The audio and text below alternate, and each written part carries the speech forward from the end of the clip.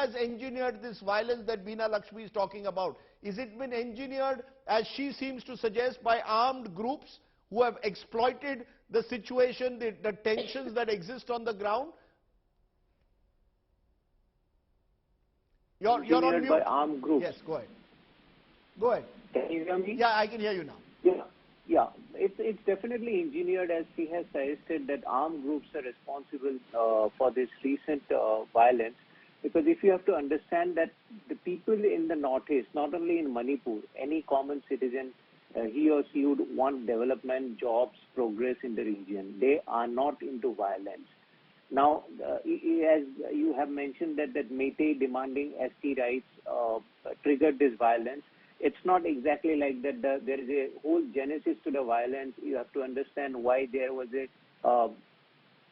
drive by the government against poppy cultivation. Then why there were involvement of, as she mentioned, Veena Lakshmi mentioned, that armed insurgent groups in triggering the violence. Why the decision of the High Court asking the state government to recommend ST status to the Meitei that came in mid-April, either 14th or 15th, I don't exactly remember the date. But why the violence happened on May 3rd? And there was several kinds of violence that was happening in Churachandpur area. Why those things were happening? There was it was leading up to what culminated on May 3. But we cannot just see it as a tribal versus the Meitei conflict. There are many other layers to this conflict where I believe to some extent the state government also failed to anticipate or triggered. But more than that, you have to understand those other issues of influx, poppy cultivation, and the substitute. It's okay to launch a drive against poppy cultivation or to launch a drive against drugs.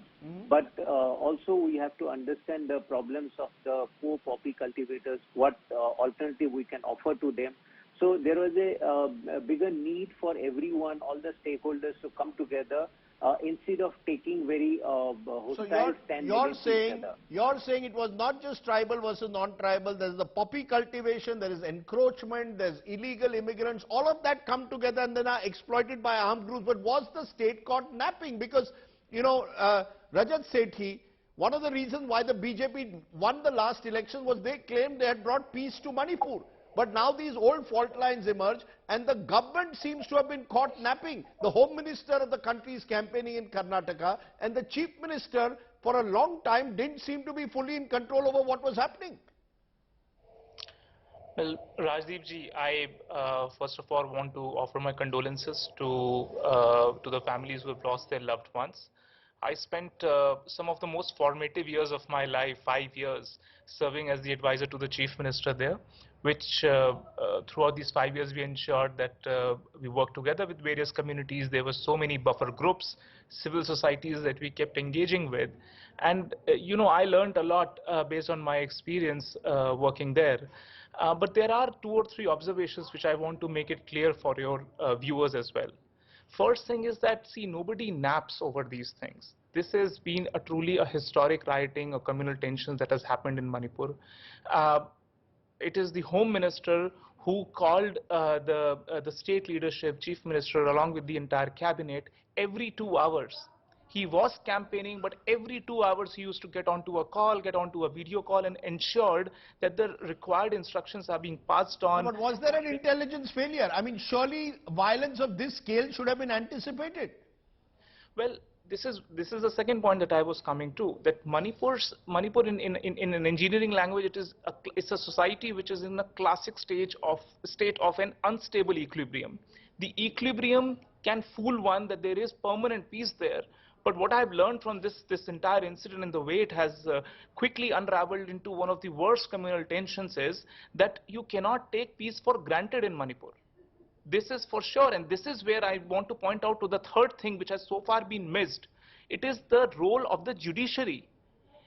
Whenever you bypass the soft, delicate process of legislative exercise of churning within the society and coming to rules and regulations, and the judiciary thinks that they are smart enough, all due respect to them, they want to preempt that process.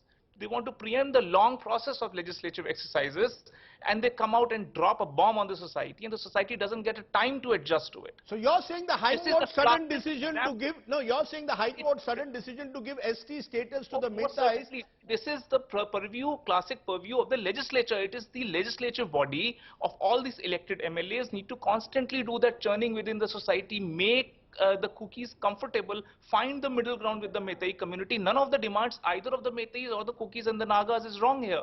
It's just that finding the common ground where the political leadership has to come into full. It cannot be the judiciary bypassing the political processes over and over and over again. And this point has been overlooked. There are other issues. I understand that poppy is an issue. You have to go after poppy cultivation no matter the consequences. One has to have an iron hand policy. Otherwise, you know, there are so many youngsters in Manipur and in elsewhere. You know, Manipur's poppy cultivation results in opium and heroin. It reaches all the way to Punjab.